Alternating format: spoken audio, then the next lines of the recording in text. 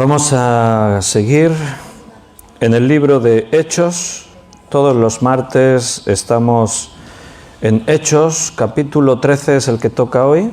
Estamos estudiando desde hace ya semanas la historia de la Iglesia, y para estudiar la historia de la Iglesia pues tenemos que comenzar en Hechos, porque allí tenemos esos comienzos cuando los creyentes reciben el Espíritu Santo, y a partir de ese momento empiezan a ocurrir cosas que nunca antes habían ocurrido. Y ahí vamos a seguir hoy confiando en el Señor, y que el Señor pues sea quien nos esté dirigiendo para que todo lo que hablemos y digamos en esta tarde sea conforme a la verdad, venga de Él, y que Dios nos hable a cada uno, a nuestro corazón, que Dios esté ahí tratando con nuestras necesidades. Eso es la palabra de Dios, es tan rica, es especial, es viva, que puede ser que a un hermano le habla de una forma, a otro de otra, según las necesidades, pero confiamos en el Señor. Así que vamos a hacer una oración en primer lugar. Le vamos a pedir al Señor su dirección y comenzamos. Vamos a orar. Padre, muchas gracias por un día más, esta oportunidad que nos da, Señor, de reunirnos aquí en tu nombre. Es especial porque aunque todos los días estamos estudiando tu palabra, el martes que nos reunimos aquí nos vemos algunos hermanos cara a cara en persona, pues es especial, es distinto. Qué pena que no puedan estar otros hermanos. Siempre es una lástima, echamos de menos a cada uno. Algunos en la distancia evidentemente no pueden venir, y hay hermanos con imposibilidades. Pero toca tú el corazón de aquellos que, pudiendo venir, simplemente decidieron no hacerlo, para que entendamos y veamos la grandeza de poder reunirnos en tu nombre. Yo te doy las gracias por los que han podido venir, y te doy gracias por los que están en internet, y pedimos tu dirección para que todo lo que digamos a partir de ahora, de este momento, pues que esté bajo tu absoluto control, que tú guíes mis palabras para que sea tu palabra hablando, y que el Espíritu Santo nos enseñe y nos guíe toda tu verdad. Danos sabiduría también para entender esta palabra. Dejamos todo en tus manos, agradecidos, y te pedimos todo esto en el nombre de nuestro Señor Jesucristo. Amén. Bueno, pues bienvenidos a todos los que estáis aquí, los que están en internet. Como hemos dicho, continuamos en Hechos, capítulo 13, allí en los primeros versículos. Del 1 al 3 es lo que estuvimos viendo la semana pasada. Vamos a retomar ahí la idea y vamos a avanzar desde el versículo 4 hasta el 12 en esta tarde. En internet, algunos hermanos están escribiendo algunos saludos en el chat en directo, como Miriam, que ha escrito buenas noches. También María Luisa, buenas noches. Y Gabriel y Yolanda también, buenas tardes. David, Liliana y David y Daniela, los hijos también están ahí, la familia, buenas tardes, bienvenidos. Beatriz, hoy no la tenemos aquí, ella nunca falta, pero está en Gerona. Y el domingo ya, si Dios quiere, la veremos por acá otra vez. Walter, muchas bendiciones también para ti. Miguel Torres, Dios te bendiga, bienvenido. Y Juan Bermudo, hola Juan, ¿qué tal? ¿Cómo se ve todo desde internet? Bien, dice, está aquí, claro. Muy bien, pues recordemos los 3 primeros versículos para retomar aquí la idea y avanzar. Había entonces en la iglesia que estaba en Antioquía profetas y maestros. El otro día ya explicamos, predicadores, maestros de la palabra. Y se nos dice quiénes: Bernabé, Simón, el que se llamaba Níger, Lucio de Cirene, Manahem, el que se había criado junto con Herodes el tetrarca, y Saulo. Ministrando estos al Señor y ayunando, dijo el Espíritu Santo: apartadme a Bernabé y a Saulo para la obra a que los he llamado. Entonces, habiendo ayunado y orado, les impusieron las manos y los despidieron. No hablamos el otro día del equipo, de este equipo que aquí dice, los nombres que aparecen ahí. Por un lado se nos menciona a Bernabé. Bernabé era judío y precisamente es de la isla de Chipre, que ellos van a ser enviados a Chipre. Precisamente es el primer lugar al que ellos van a viajar. El Señor es quien toma la decisión, es el Espíritu Santo quien le dice a la Iglesia, y quiero que notes ese detalle, no se lo dijo a ellos en privado, a Pablo y a Bernabé, sino que se lo dijo a la Iglesia. Y esa es la forma de actuar de Dios. O sea, Dios no se revela al individuo en particular y deja a la Iglesia al margen, porque si no, no tendría lógica. El Señor ha establecido la Iglesia, Él edifica su Iglesia, Él está obrando en la Iglesia. Entonces todo tiene que ver con la Iglesia. Y la Iglesia debe funcionar como Dios ha establecido. Por eso estamos estudiando la historia de la Iglesia, para ver cómo debe funcionar la Iglesia. Y la Iglesia está establecida en la forma en la que el Señor la ha diseñado. Él ha repartido ministerios, Él ha establecido lo que somos el cuerpo, Él ha dicho la misión que tenemos. Dios ha dado prioridad a las cosas que son más importantes, después vienen las que son menos importantes. Todo eso es lo que diariamente estamos estudiando, estamos aprendiendo. Entonces ellos van a viajar a Chipre y es el Espíritu Santo quien les dice. Y Bernabé era de Chipre, así que creo que es como un regalo del Señor, que al primer sitio que van es precisamente allí donde Bernabé conoce a la gente. Seguro que hay amigos, familiares, gente, y el corazón de Bernabé, que es un corazón realmente bondadoso, es un corazón como muy apasionado.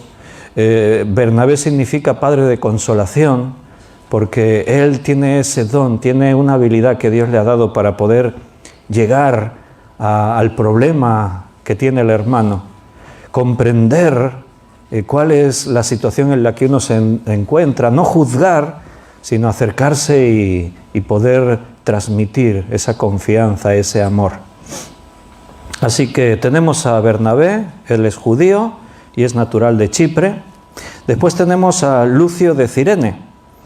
Y se nos dice ahí, no sabemos mucho quién era este Lucio de Cirene, pero se nos dice por la indicación que de Cirene, esto es el norte de África.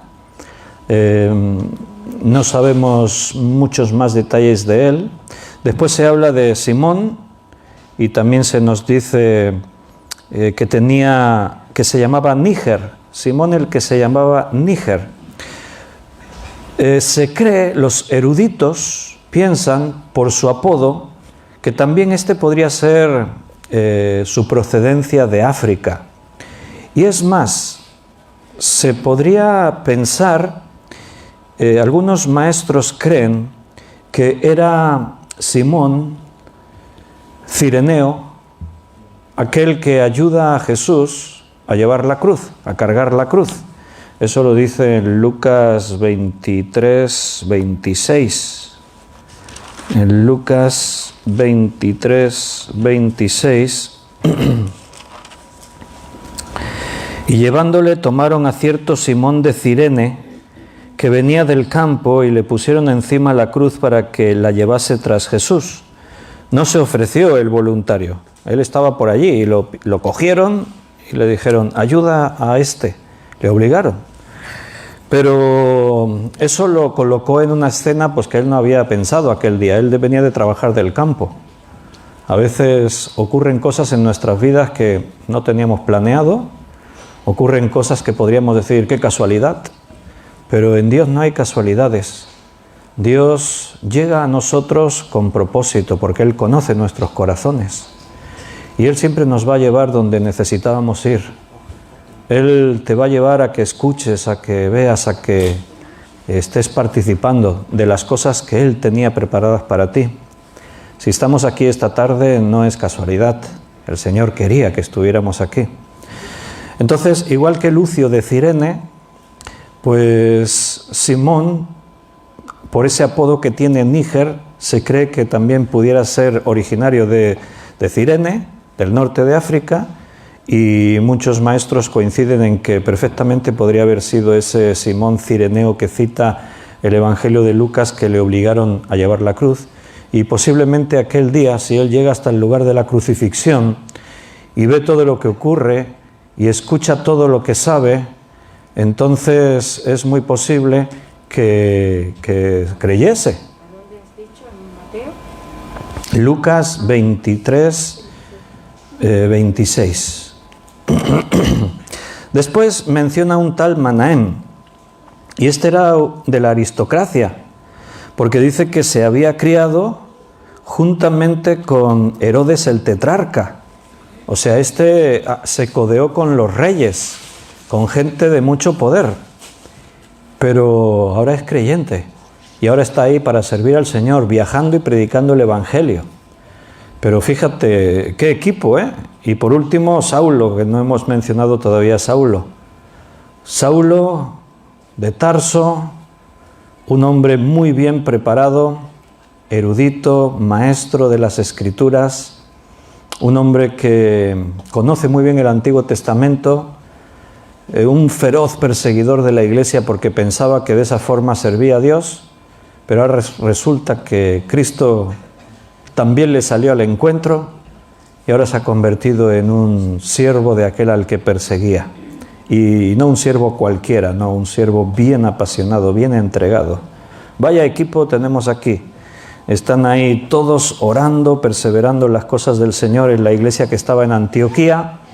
Pero ahora el Señor llama a Pablo y a Bernabé para algo que tiene preparados para ellos. Y la iglesia ora y los envía. Dice que les impusieron las manos y los despidieron. Y dice, versículo 4, vamos a leer el otro párrafo. Ellos entonces, enviados por el Espíritu Santo, descendieron a Seleucia y de allí navegaron a Chipre. Y llegados a Salamina, anunciaban la palabra de Dios en las sinagogas de los judíos. Tenían también a Juan de ayudante. Y habiendo atravesado toda la isla hasta Pafos, hallaron a cierto mago, falso profeta judío llamado Barjesús, que estaba con el procónsul Sergio Paulo, varón prudente. Este, llamando a Bernabé y a Saulo, deseaba oír la palabra de Dios. Pero les resistía Elimas, el mago, pues así se traduce su nombre, procurando apartar de la fe al procónsul. Entonces Saulo, que también es Pablo, lleno del Espíritu Santo, fijando en él los ojos, dijo: «Oh, lleno de todo engaño y de toda maldad, hijo del diablo, enemigo de toda justicia, ¿no cesarás de trastornar los caminos rectos del Señor? Ahora pues, he aquí, la mano del Señor está contra ti y serás ciego, y no verás el sol por algún tiempo». E inmediatamente cayeron sobre él la oscuridad y tinieblas, y andando alrededor buscaba quien le condujese de la mano. Entonces el procónsul, viendo lo que había sucedido, creyó y maravillado de la doctrina del Señor. Vaya historia, ¿no? Primero van a Chipre y qué interesante que el versículo vuelve a insistir. Entonces, enviados por el Espíritu Santo. El Espíritu Santo tiene que tener el control de la iglesia. La iglesia no es una dictadura, no es una democracia, la iglesia es una teocracia. O sea, quiere decir que Dios es el que manda. Él ha establecido un principio de orden. Él ha puesto responsabilidades en la iglesia y cada miembro tiene voz y voto porque somos miembros del cuerpo, pero quien manda es el Señor. No es la mayoría, no es la opinión de unos ni de otros, ni siquiera es el pastor el que manda es el Señor. Y en la sensibilidad espiritual es cuando le tenemos que permitir a Él que Él sea quien nos dirija. Por eso a veces se levantan voces en la iglesia de hermanos que protestan, esto no me gusta, esto está mal, esto... Pero no son personas espirituales, entonces no tienen autoridad. Para poder hablar necesitas tener la autoridad, necesitas estar lleno del Señor y fundamentarte en su palabra. No nos fundamentamos en opiniones, no dirigimos la iglesia según nuestra sabiduría y según nuestros criterios. Tenemos que tener esa sensibilidad, porque aquí podría parecer esto como muy místico, ¿no? Es que el Espíritu Santo me ha dicho. No se lo dijo a uno, recuerda, se lo dijo a la iglesia. La iglesia es una iglesia espiritual. La iglesia, si te has dado cuenta, dice que eran profetas, maestros, o sea, estaban predicando la palabra. Estaban, dice, estaban como ministrando al Señor, orando en ayunas. Y es en ese contexto cuando el Espíritu Santo habla, cuando el Espíritu Santo se mueve. El problema es que no siempre, por no decir casi nunca, tristemente, en muchas iglesias de este siglo XXI no se le permite hablar al Espíritu Santo. Hay hombres demasiado sabios al frente de las iglesias para tener la humildad de buscar al Señor y decir, Señor, ¿dónde nos llevas? ¿Qué quieres que hagamos? Dejarse conducir por el Señor. Puede parecer algo como difícil, sí, pero ¿cómo sabemos que es su voz? ¿Cómo? Hermanos, no es difícil. Cuando tú estás en humildad buscando al Señor, el Señor hace. El Señor abre puertas, cierra puertas, el Señor conduce, mueve las circunstancias. En los Hechos se ve eso. Aquí el Espíritu les está enviando, pero en otra ocasión ya lo veremos, dice, y el Espíritu Santo les impidió ir. Ellos querían ir a un sitio y el Espíritu Santo les impidió. ¿Por qué? Porque los quería llevar a otra parte. O sea, cuando le damos el control a Dios de la iglesia, Él toma el control. Cuando le das el control de tu vida a Dios, Él toma el control de tu vida. Porque Él te ha hecho libre. El Señor te ha dado la libertad. Aún siendo hijo, Dios respeta esa libertad. Él no te obliga, Él trata de cambiar tu opinión. Entonces el Señor traerá disciplina, nos llevará al desierto, ocurrirán cosas porque lo que Dios quiere es que tú aprendas reacciones, te des cuenta de tu error y aprendas a confiar en Él y Él te espera. Dios es paciente. Si tú le das el control de tu vida, Dios tomará el control en tu vida. Pero se lo tienes que dar. Y eso no es solamente una frase. Señor, te doy el control de mi vida. Empieza por ahí. Por una voluntad firme de decir, Señor, te rindo mi vida. Mi voluntad está en tus manos. Quiero hacer lo que tú me pidas. Pero a partir de ese momento tienes que esforzarte en que eso sea verdad. En estar dispuesto realmente a que Él controle tu vida. Para eso también tenemos a los hermanos, la iglesia. Últimamente, pues, estoy tratando con personas que algunos, pues, me dijeron así, es que hay cosas en mi vida que no controlo, me doy cuenta que, bueno, pues claro, tenemos que entregarle eso al Señor. Y para eso a veces, pues, tenemos la iglesia, los hermanos. El Señor obra a través de nosotros. Dios nos ha puesto como agentes para sanar almas. Y cuando estamos en sus manos y dependemos de Él, Él nos da la sabiduría. Y tenemos que perseverar en todas estas cosas. ¿Y qué es lo que hicieron en primer lugar cuando dice que navegaron hasta Chipre? Dice que llegados a Salamina, una ciudad en Chipre, ¿qué es lo primero que hacen? No se fueron de turismo. Bernabé podía haber dicho, vamos a tomarnos un par de días que os voy a enseñar la isla. Chipre es una isla pues del Mediterráneo, es una de las perlas del Mediterráneo. Es una provincia romana en este momento, claro, y Chipre era famosa por sus minas de cobre. También porque allí había importantes astilleros, se construían barcos. Y se la conocía como Macaria. Era un nombre, un apodo que le habían puesto que significaba la isla de la felicidad. Así se la conocía a Chipre, como la isla de la felicidad. Un clima ideal, unas playas con esas calas, esas aguas azules transparentes del Mediterráneo. Era rica en recursos, era un lugar ideal para vivir y para estarte de vacaciones. Si queréis ir a Chipre de vacaciones, pues... Bueno, precisamente esta semana ha habido un terremoto allí de 6, no sé cuánto. O sea, ha sido un terremoto importante en Chipre, no sé si lo habéis visto en las noticias. Parece que está un poco agitado el planeta con terremotos, volcanes, tsunamis. Las placas tectónicas se están moviendo. Pero ellos no llegan de turismo, no dicen vamos a ver la isla. Ellos tienen una urgencia, hay una prioridad, están en guerra y van a pelear la batalla. Así que ¿dónde van? A la sinagoga a predicar la palabra de Dios. Dice, anunciaban la palabra de Dios en las sinagogas de los judíos. Tenían también como ayudante a Juan. Ellos van a las sinagogas porque allí está el pueblo de Dios.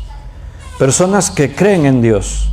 Y por lo tanto son los primeros que hay que atender, son a los primeros que hay que anunciarle las buenas noticias. El Mesías que esperabais ya vino. Claro, muchos judíos están por ahí, han oído lo que pasó en Jerusalén, seguro. Las noticias, aunque en ese tiempo no eran como hoy en día, que hoy a través de internet sabemos al instante todo lo que está ocurriendo, pero es sorprendente que las noticias también corrían y se extendían por todas partes. Y seguro que escucharon lo que pasó en Jerusalén con un judío al que mataron en la cruz y que algunos dicen que si resucitó, que si no sé qué. Esas historias se conocían en el mundo judío. Pero hacía falta que alguien viniese y les predicase a Cristo, que les explicase realmente quién es Jesús, lo que de Él decían las Escrituras. Porque estos primeros creyentes que van a los judíos y les predican a Cristo, están utilizando lo que los judíos tenían, el Antiguo Testamento. La Torá, los profetas, los libros sapienciales, la poesía, todo eso está escrito. Y estos cristianos cogían las Escrituras y les mostraban todo lo que las Escrituras decían de Jesús. O sea, no es que venían y tenéis que tirar todo lo que creéis hasta ahora, no.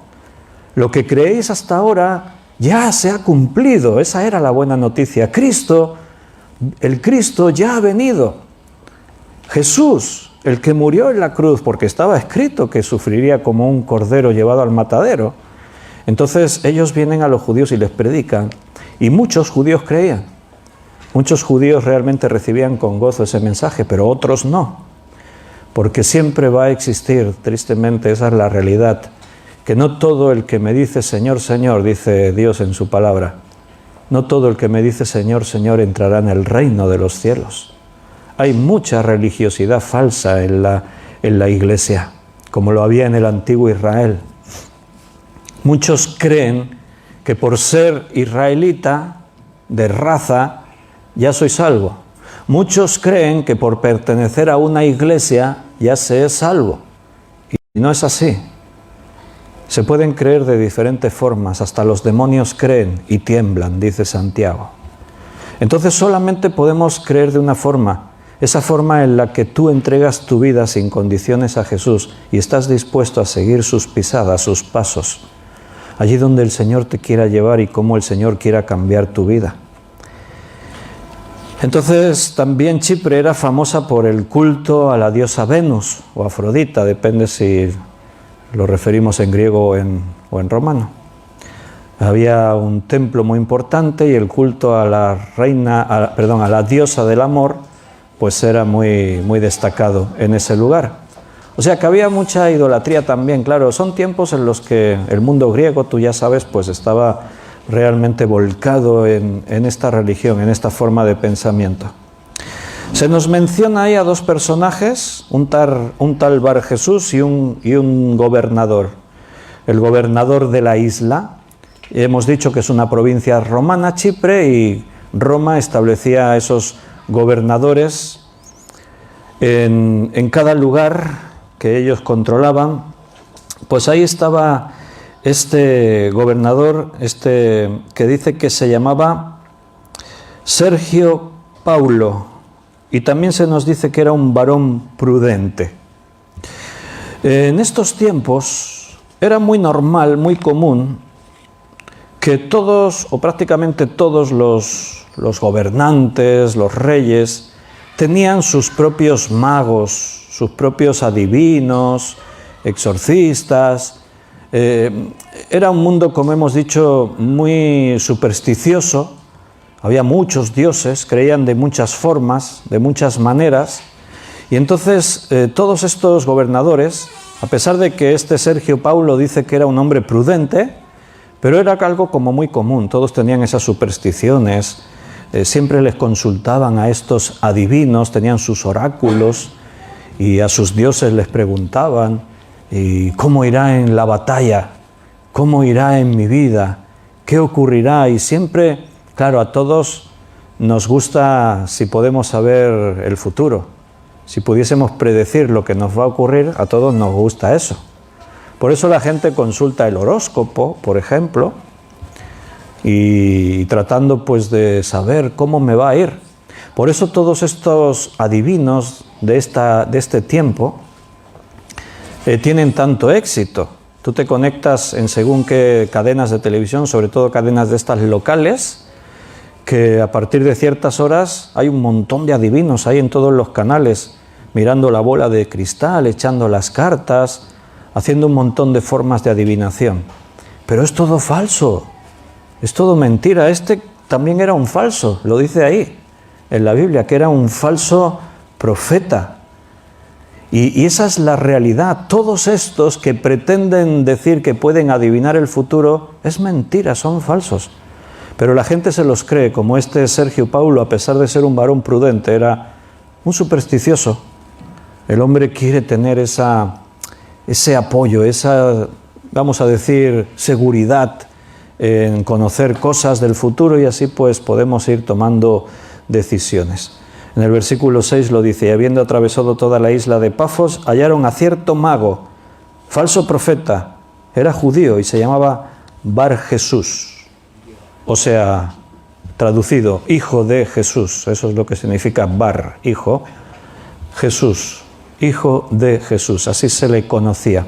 Bueno, se nos dice también que su nombre traducido se conocía como Elimas.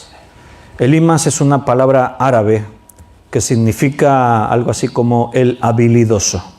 Así se le conocía a Bar Jesús, al hijo de Jesús. Jesús o Yeshua o Josué es un nombre muy común en los tiempos bíblicos, porque el nombre Josué significa el Señor salva. Entonces es un nombre que muchas personas lo llevaban en ese tiempo. El nombre se le da a Jesús porque el ángel así le dijo a María: llamará su nombre Jesús porque él salvará al mundo de sus pecados. Entonces este Elimas es un hombre falso, un hombre que pretende conocer el futuro, que tiene habilidades como profeta, como adivino, pero todo es mentira.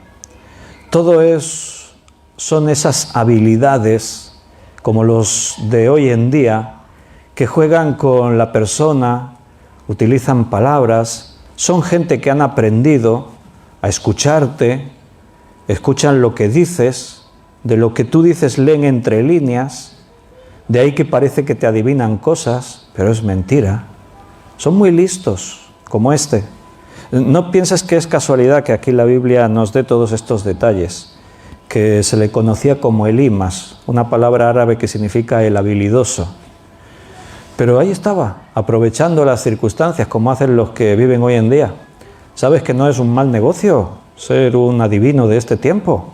Ganan dinero. Igual estoy dando alguna idea a alguien. Ganan dinero esta gente. Ahí están, todos los días con una cola de gente dispuestos a gastar su dinero para conocer el futuro. Pero bueno, no sé por qué, bueno, sí lo sé, lo entiendo, pero lo digo en el sentido de que aunque lo entienda, pero la gente cómo se deja engañar, ¿no? Si el gobernador se hace cristiano, se le acaba el negocio. Así que este dice que ponía trabas, ponía ahí problemas para que no creyese. Dice versículo 8, pero les resistía Elimas, el mago, pues así se traduce su nombre, procurando apartar de la fe al procónsul. O sea, el gobernador, el procónsul, está simpatizando con el mensaje, está entendiendo, pero este le estorbaba. O sea, Pablo y Bernabé predicaban, se entrevistaron con él, les hablaban, y el procónsul estaba allí, sí, estaba recibiendo, pero el mago pues salía allí con sus historias, con sus cosas. No los escuches, estos son...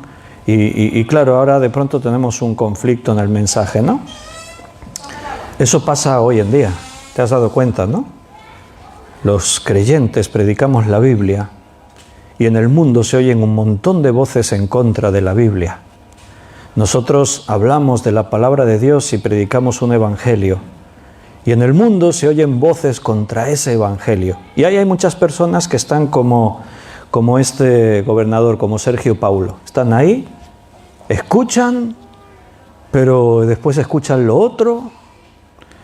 A veces ocurre, tú le hablas a alguien, un familiar, un amigo, una persona, y ves que sí, cuando está contigo, se interesa, y escucha, y le gusta. Hasta a veces manifiesta, pues tengo que venir a la iglesia. Pero ¿qué pasa luego? Pone la televisión, voy a ver un documental, National Geographic.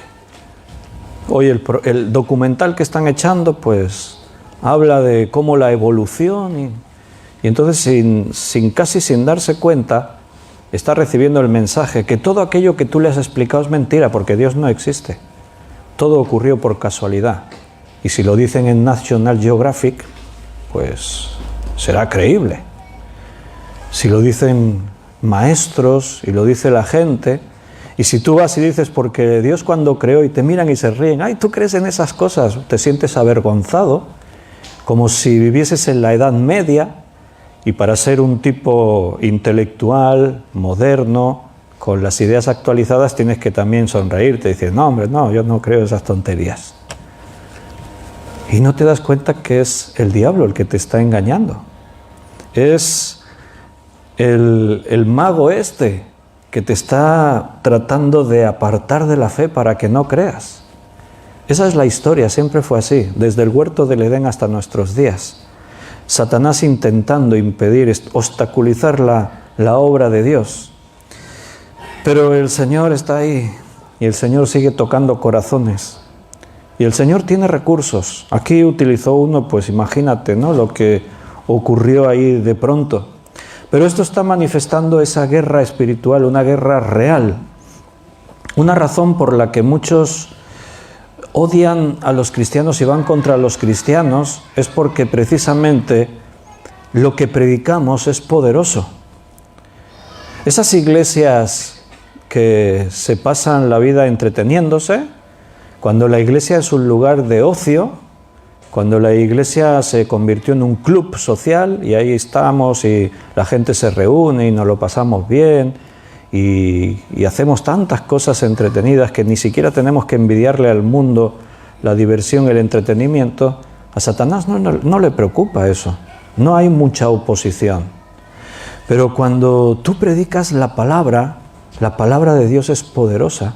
Cuando tú llegas a las personas, entonces es cuando surge la oposición.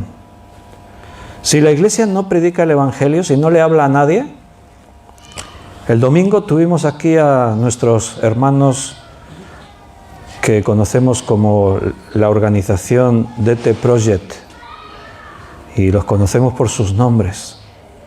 Estos hermanos tienen muchos enemigos. ¿Sabes por qué?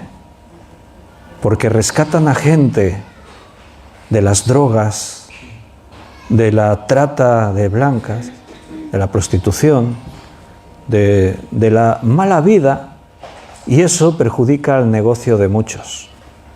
Entonces se crean enemigos.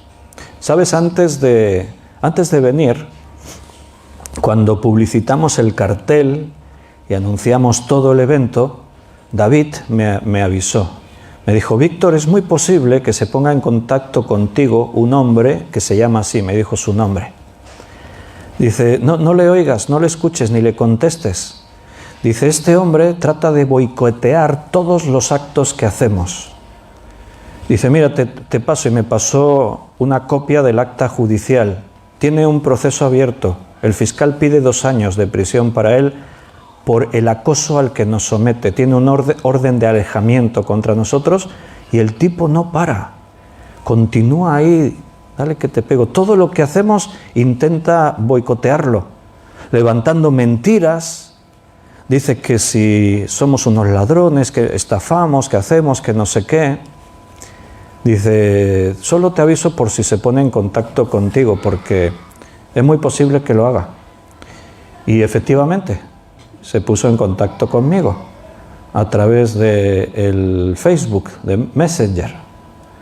Y no diciéndome directamente, sino algo así como, pastor, me gustaría hablar con usted porque hay un asunto que me gustaría que usted me diese su opinión y hablar con usted sobre este tema. Pero yo ya sabía quién era por el nombre.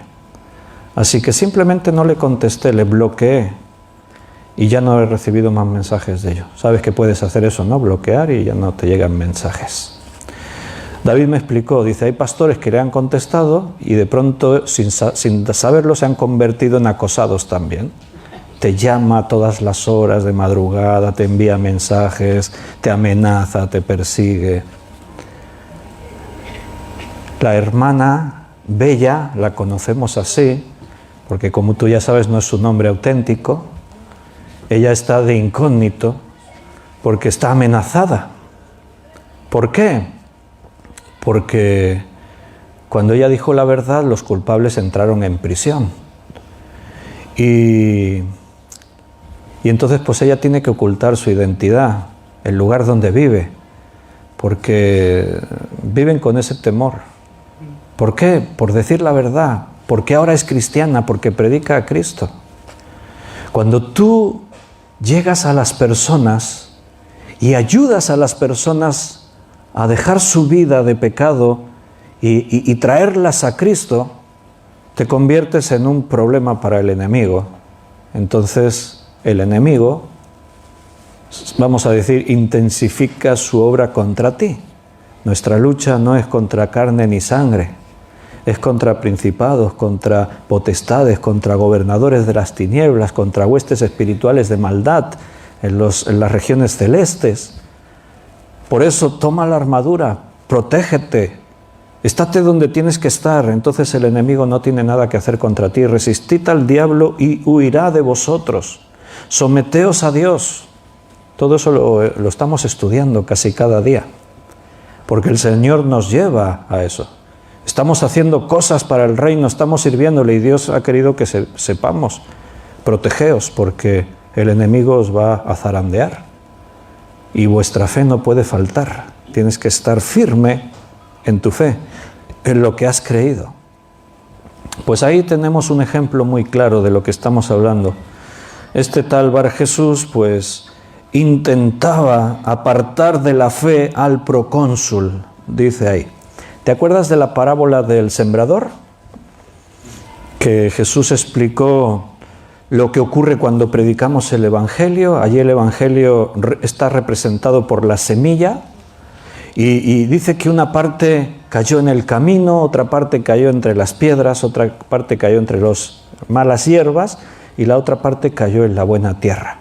Es una parábola no es literal, no son matemáticas, no es que de 4 partes, no, es una parábola gira alrededor de una enseñanza central. No todo lo que en la parábola se dice tiene que interpretarse de una manera literal. Entonces, partiendo de esa premisa, pues allí Jesús sí que explica a posteriori la parábola y dice, la semilla que cayó en el camino, después vienen las aves y se la comen. Y el mismo Jesús explicó, este es el diablo, que no quiere que la gente oiga el Evangelio y quita la palabra de sus corazones. Lo mismo que estamos viendo aquí en Hechos, lo que estamos explicando que ocurre en nuestra vida. El diablo trata de quitar la palabra que tú estás sembrando en el corazón de la gente. La gente está herida, la gente se siente sola, la gente está confundida porque el sistema falla. Muchas personas habían puesto toda su ilusión en el mundo, pero se están dando cuenta que de pronto es como todo muy ilusorio. Habían imaginado mucho, pero muchos están dándose cuenta que la realidad es otra. Las clases políticas fallan, el sistema falla. Hay una crisis profunda en los gobiernos, en la autoridad, en todo. La maldad llena todo, los corazones de los hombres están llenos de violencia, de maldad. Está todo como muy el amor está frío, no hay amor en las personas, las familias se rompen, todo se fractura. Y muchas personas se desengañan de todo eso. Y cuando tú vas con el Evangelio y le dices a la persona, mira, tu problema es la separación en la que te encuentras con Dios. Muchas personas de pronto quieren escuchar, pero hay una batalla espiritual. Satanás quiere quitar esa semilla, esa palabra que tú estás dando. Si tú tienes esto en cuenta, vas a pelear de una forma especial esa batalla. Vas a insistirle a esa persona, o sea, vas a echar más semillas, a ver si caen en la buena tierra.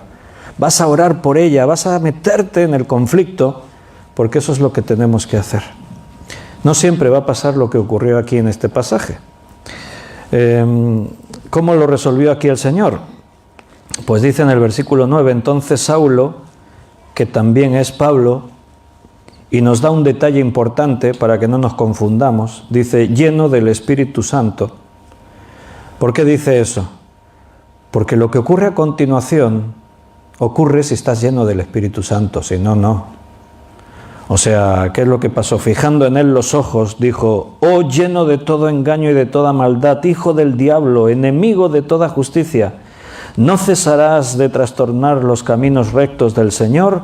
Ahora pues he aquí la mano del Señor está contra ti y serás ciego y no verás el sol por algún tiempo. E inmediatamente cayeron sobre él oscuridad y tinieblas y andando alrededor buscaba a quien le condujese de la mano. O sea, Pablo lo mira y dice, eres un mentiroso, eres hijo del diablo, o sea, el diablo te está utilizando y vas a quedarte ciego. Y al instante se quedó ciego. Por eso el versículo, el texto comienza diciendo, Pablo lleno del Espíritu Santo. Porque, ¿sabes? En la iglesia a veces se quieren imitar estas cosas. Y ahí está el profeta o el apóstol, ¿no? En el púlpito con sus aires de prepotencia, su oratoria así, rasgando la voz y poniendo dramatismo y gritando. Y el Señor, porque el Espíritu Santo, y se piensan que ellos mandan sobre el Espíritu Santo. Se piensan que ellos pueden ordenarle al Espíritu que haga esto, que haga aquello, que haga lo otro, y reprenden demonios y ordenan a los enfermos que se sanen y no sé qué, pero todo es falso. Hasta a veces esas sanidades que parece, en muchos casos, están falseadas, están ahí, hay un montaje. Es triste, pero esa es la realidad. ¿Sabes por qué? Porque detrás de todo eso hay intereses, hay dinero. Algunos se dieron cuenta que la iglesia es un gran negocio y manipulan a la gente para poder sacar todo el beneficio que puedan para ellos. Pero el diablo sigue riéndose y el Espíritu Santo no obra. Por eso la palabra de Dios siempre nos indica cómo funcionan las cosas. Y están esos detalles que podrían pasar así como inadvertidos, pero son las claves para entender un pasaje como este. No fue Pablo que se le ocurrió, voy a reprender a este y le voy a decir que se va a quedar ciego. Fue el Espíritu Santo, porque Pablo está lleno del Espíritu Santo. Y cuando tú estás lleno del Espíritu Santo, actúas, vives, te mueves, hablas en una armonía perfecta con el Espíritu. Yo no me atrevería, si no estoy totalmente lleno de paz y seguro, de actuar para decir a uno, tú, mira, Dios te va a sanar, en el nombre de Jesús, levántate y anda. Yo no me atrevería si no estoy seguro. ¿Por qué? Porque en mi carne yo no tengo autoridad para hacer eso. En lugar de bendecir, puedo maldecir, porque si le digo a uno, como pasa a veces en estos cultos de sanidades, el Señor te dice, levántate y anda, y aquel lo intenta, pero no se levanta. Perdió Dios su poder. No, Dios no está ahí obrando. Es el charlatán este que se cree que él sí puede hacer esas cosas. Yo no me atrevería a decirle a uno, porque estás estorbando al Evangelio te vas a quedar ciego. No, yo para hablar así, tengo que estar en una comunión tan perfecta con el Espíritu que yo sepa que es el Espíritu el que está hablando. Si no, no lo haces. Simplemente te callas. Por eso decíamos al principio del estudio que a veces en la Iglesia no es el Espíritu quien dirige, son las buenas intenciones en el mejor de los casos. Y tenemos un reto como cristianos, volver al origen del cristianismo, ser los hijos que Dios quiere que seamos, negarnos a nosotros mismos, estar dispuestos a sacrificar aquello que estorba en la obra que Dios quiere realizar. Son grandes desafíos porque vivimos en un mundo con demasiadas ataduras, hay cosas que nos están estorbando, impidiendo. Hay mucha confusión, nuestras mentes incluso están como embotadas porque estamos bombardeados de información basura, de cosas que hacen tambalear nuestra fe. Pero si el Señor está con nosotros, Dios va a seguir haciendo su obra. Él nos va a llevar donde Él quiera. Quiero que veas el orden de lo que pasó aquí. No es que Pablo va por ahí buscando milagros y que ocurran cosas sobrenaturales. No, recuerda, ellos empiezan predicando la palabra. No se organizó un culto de milagros, eso no es bíblico. Lo que ellos hacían es llegar a los sitios y predicar la palabra. Y según la voluntad del Señor, en este caso había un hombre prudente, Sergio Paulo, que estaba recibiendo el Evangelio, pero había allí uno que estaba estorbándole para que no lo recibiera, y en este caso el Señor quitó de en medio el estorbo, punto. Y lo hizo a través de un siervo suyo, Pablo, que estaba lleno del Espíritu Santo. Si quieres que Dios te use, obedece ese mandamiento, sed llenos del Espíritu Santo. Y esto no es que te pones debajo de un grifo que da espíritu y entonces te pones ahí y te llenas. No, teniendo la actitud correcta te llenas. Lo que estamos haciendo ahora, cuando tú te vuelcas en la palabra, en escuchar la palabra, en convivir en la iglesia, en las oraciones, cuando tú te pones donde Dios dijo, entonces te llenas del Espíritu Santo. No podemos hacer como el Simón el Mago, que vimos también que quería comprarlo, el Espíritu Santo. Y Pedro le dijo, tu dinero se muera contigo. ¿Qué pretendes? ¿Comprar el favor de Dios? Bueno, pues fíjate hoy, mira la iglesia. Vas a encontrar así de gente que quieren comprar el favor de Dios. Estoy enfermo y el predicador les dijo, trae tu ofrenda y recibirás sanidad. Es lo mismo que estaba ahí pasando en los Hechos de los Apóstoles. Esta es una guerra espiritual y no es una guerra espiritual en la que vamos por ahí pisándole la cabeza al diablo y reprendiendo por aquí. Es una guerra espiritual en cuanto a la salvación de nuestras almas, de las almas. Es una guerra espiritual en cuanto a cómo Dios actúa en nuestras vidas y cómo Dios nos usa. En si tú estás dispuesto a rendirte a Él y renunciar a las cosas que estorban. Esa es la guerra espiritual. Ahí es donde tienes que agarrarte a todo lo que Dios te dio, a la salvación, a la justicia, al Evangelio, a la verdad, a la fe, a la espada del Espíritu que es la palabra de Dios. No siempre Dios obra así, como en este pasaje. Si Dios tuviese que volver ciegos a todos aquellos que se oponen al Evangelio, pues saldrías a la calle y solo verías ciegos por todas partes. Por eso Dios siempre obra así. En su soberanía, Dios a veces decide obrar de una manera u otra. Sobre todo, a veces cuando Dios tiene que respaldar a uno de sus siervos. Porque Dios te respalda si tú eres siervo, si estás lleno del Espíritu y estás haciendo su voluntad. ¿Dónde está Pablo y Bernabé? Donde Dios les dijo que estuviesen. Apartadme a Pablo y a Bernabé para la obra a la que los he llamado. Ellos dejan todo, sus casas, sus vidas, sus momentos de ocio y de entretenimiento. No se llevaron la tablet ni el portátil siquiera con ellos, se fueron de viaje misionero, a donde Dios les dijo. Y llegaron a Chipre y no se fueron a la playa a tumbarse al sol, fueron a predicar el Evangelio. Cuando tú estás donde Dios te dijo que estés, Dios te va a respaldar. Estos hombres no eran grandes en sí mismos, Dios los hizo grandes. Josué es un nombre que brilla en medio de todo el pueblo de Israel. ¿Por qué? Porque Dios está con él. Dios se lo dijo: como estuve con Moisés, estaré contigo todos los días de tu vida. Nadie te podrá hacer frente. Cuando tú te rindes en sus manos, entonces es Dios quien controla tu vida. Y Él te va a respaldar. Y eso no quiere decir que ya siempre eres una superestrella, no. Pero sí que en esos momentos en los que, imagínate en otro caso, cómo hubiese Pablo y Bernabé haber tratado con este con este Bar Jesús.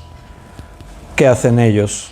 Una guerra dialéctica allí, se insultan y al final pues se remangan las manos y se lían a puñetazos. No, no podemos hacer eso. Nosotros predicamos y la batalla la libramos, pero por encima de ti Dios es quien la libra.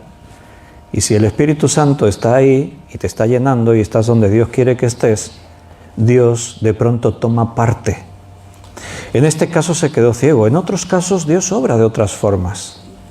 Yo reconozco que Dios ha quitado personas de en medio en mi vida. Personas que eran un obstáculo para la iglesia, para la obra, Dios las ha quitado de en medio. A veces nuestra perspectiva es: ¡ay! Esta persona se va, ¡oh, no te vayas! Yo orando, no he escuchado una voz, ya te lo digo así, pero yo orando he sentido que a veces Dios me decía: apártate, ahora soy yo el que tiene que orar. Y a veces te tienes que echar a un lado y decir: bueno, el Señor ya tratará contigo. Y no es que, ¡ay, ¿por qué se va de la iglesia? ¡Ay, ¿por qué ya no está? Porque la iglesia le pertenece a Jesús. Él es quien la edifica. Quiere decir que el que se va bajo la supervisión de Cristo. Dios tiene a los que tienen que estar. O sea, estamos aquí los que tenemos que estar. Me refiero a los que estamos aquí, los que están en internet, aquellos que están. Estamos los que tenemos que estar. Y el que no tiene que estar, a ver si me equivoco, pero creo que la Biblia dice en Juan capítulo 15 que el que no lleva fruto será cortado y será echado fuera, a donde se queman allí todos los pámpanos que no llevan fruto. Es el Señor el que limpia. Y los que quedan serán limpiados para que lleven más fruto, dice la palabra. Entonces, aunque al pastor le duela cuando ve una persona que después de años estar ahí se va, aunque me duela, acepto que esa es la obra de Dios. Y Dios sabe. Y a veces hay personas que están en la obra y en lugar de ser bendición son un obstáculo. Y están frenando la obra. Dios sabe cómo hacer las cosas. A este lo volvió ciego, a otro lo deja cojo, a otro le hace que se le crucen los cables y se vaya allí al otro lado del mundo, yo qué sé. Pero Dios sigue tratando con los hombres, no ha cambiado su manera. Aquí había un propósito, había una intención. Este hombre estaba dispuesto a creer y Satanás no lo quería permitir y Dios quitó de en medio a Satanás. Porque dice en el versículo 12, entonces el procónsul, viendo lo que había sucedido, creyó, maravillado del milagro del Señor. Dice eso el versículo. Dice de la doctrina.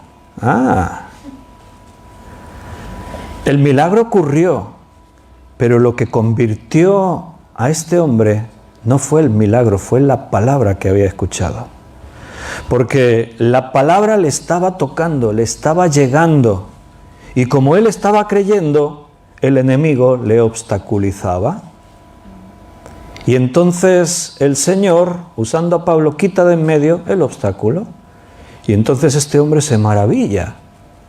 Y dice el versículo, entonces el procónsul, viendo lo que había sucedido, él ve el milagro, pero dice, creyó, maravillado de la doctrina del Señor.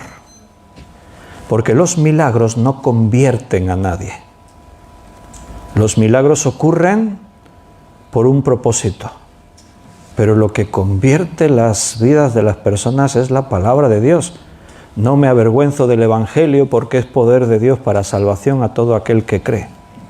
La iglesia que busca los milagros, que creen que haciendo milagros atraen a gente, sí, tienen razón, atraen a gente, pero no atraen a gente con hambre de la palabra, no atraen a gente dispuestos a creer, atraen a gente que quieren ver espectáculo y van a tener eso, gente que son tan simples y superficiales que el día que falle el espectáculo, adiós, nos vamos. No hay conversión genuina. La conversión viene por predicar la palabra de Dios. Eso es lo que convirtió a este hombre. Y el Señor, conociendo lo que va a pasar, obrará como Él tenga que obrar para que esto ocurra. Recuerda que detrás de todo esto está Pablo, Bernabé, Marcos les acompaña, es un apoyo, Juan Marcos, pero además hay una iglesia, por lo menos la iglesia de Antioquía, están orando por ellos. O sea, ellos van a la batalla con la armadura puesta. Ellos van a la batalla ungidos de oración. Cuando a Billy Graham le preguntaron cuál era el secreto del éxito de sus campañas, ¿cómo es que hacéis una campaña, se llena un estadio con 60.000 personas y cuando se hace un llamado se levantan miles para aceptar a Cristo? Y Billy Graham dijo, son tres cosas. El secreto está en tres cosas. La primera es orar, mucha oración. La segunda es orar, mucha oración. Y la tercera, orar, mucha oración. Así dijo Billy Graham. Cuando en el año 1981 vino un grupo, el grupo de Decisión, aquí a Valls, a estarse el mes de agosto, había jóvenes, había hombres, mujeres, que escogieron, en lugar de irse de vacaciones no sé a dónde, escogieron irse a un pueblecito que se llamaba Valls a predicar el Evangelio de Jesús. Y se vinieron aquí, y cuando llegaron aquí pusieron películas, estaban por las calles, se iban a la piscina, hablaban con la gente, y hubo por lo menos como 40 o 50 decisiones de fe, de gente que dijeron yo acepto a Jesús como mi Salvador. Y de todos esos, pues al final igual quedaron 20, no sabría decir ahora el número. Yo fui uno de ellos. Por eso estoy hoy aquí predicando la palabra. Porque alguien un día vino a este lugar a predicar el Evangelio. Pero ¿sabes una cosa? Porque hay otras campañas que no tienen tanto éxito. Y dices, ¿y por qué esa campaña fue especial? ¿Sabes lo que hace el grupo de Decisión? Cuando termina la campaña de agosto, ya se ponen a preparar la del año siguiente. Y en todo ese año, ¿sabes lo más importante que hacen? Orar. Ellos ya piensan, ¿dónde vamos a ir? A este pueblo. O sea, estuvieron un año orando por Valls. No solo el grupo de Decisión, todos los hermanos implicados, iglesias, gente, en otros países, estaban pensando en nosotros sin conocernos. Dios nos conocía, pero esos hermanos no sabían quién había en Valls, cómo nos llamábamos, quién creería y quién no. Pero estuvieron orando un año entero por nosotros, oraban por mí. Y gracias a eso yo un día decidí ir a ver una película, estuve atento a escuchar y creí en el Señor Jesucristo. Yo le debo mucho a esos hermanos. Claro, al final decimos, todo se lo debemos al Señor. Pero gracias a Dios que hubo herramientas dispuestas a ser usadas por Él. Hoy tú eres esa herramienta. Tú decides si realmente quieres pelear la buena batalla. Si estás dispuesto a seguir corriendo la carrera sin ningún peso de esos que nos asedian. Somos nosotros los que vamos a marcar la diferencia, porque Dios está dispuesto a que ocurra. Él nos sigue esperando. Y a veces son esos problemas con los que vivimos, esas cargas que nos asedian, que nos impiden realmente correr, pelear. El diablo trata de eso. de que te quedes anulado, de que te quedes abatido. Y en medio de nuestro abatimiento nos ofrece esos dulces, que es la diversión, el entretenimiento del mundo, cosas que nos distraen, nos alegran el día, y estamos ahí ya contentos, perdiéndonos las grandes cosas que Dios quiere hacer con nosotros. Es tiempo de que la Iglesia se levante, es tiempo de tomar determinaciones. Todo empieza por eso, por Señor, a donde tú quieras, como tú quieras, cuando tú quieras.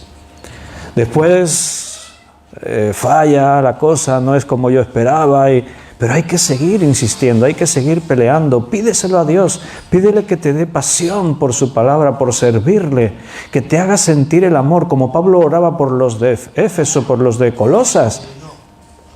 Que, Señor, que entiendan la dimensión de tu amor, que sean llenos de todo el conocimiento, sabiduría e inteligencia espiritual, que comprendan cuál es la anchura, la longitud, la profundidad, la altura de tu amor.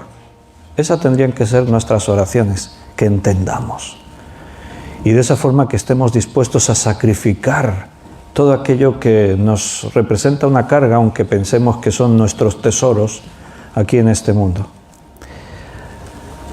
A partir de este texto, a Saulo ya no le vamos a conocer más como Saulo. A partir de este texto, en la Biblia, ya siempre va a ser Pablo. Lo tienes ahí en el versículo 9.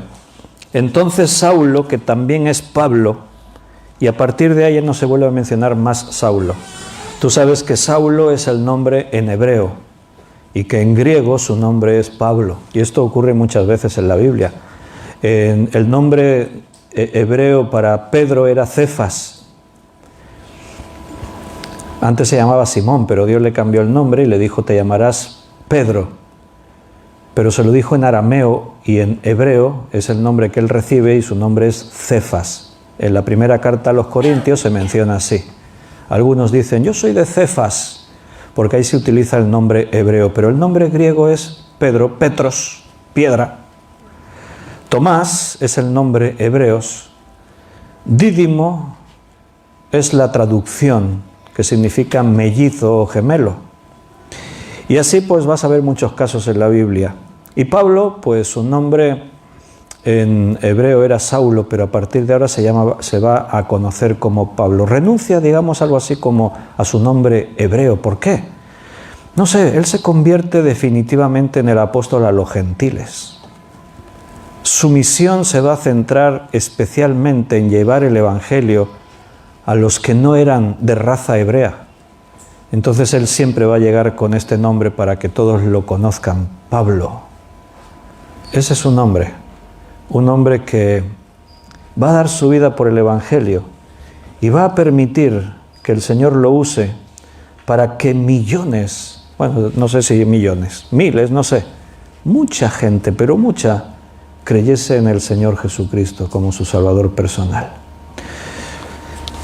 Hoy Dios nos plantea un nuevo reto, un desafío para nuestras vidas. Hemos escuchado su voz, así que ahora nos toca reflexionarlo. Y no digo que mañana ya seas como Pablo, ojalá, pero seguro que no sé si nos hemos elevado un peldaño más, o 3 o 5 o 10, no sé, pero esto es la obra de Dios. Dios sigue trabajando en nosotros. Vamos a despedirnos, lo vamos a dejar aquí. El Señor seguirá haciendo su obra más allá de nuestras capacidades y confiamos en Él. Así que, hermanos, me despido, sobre todo los que están ahí en internet. Los que estamos aquí nos vamos a quedar un ratito para orar juntos, pero los que están en internet, pues nos despedimos de cada uno ya, y mañana miércoles, si Dios lo permite, a las 8 de la tarde, otra vez juntos nos reunimos para estudiar su palabra. Un abrazo para todos. Y los demás.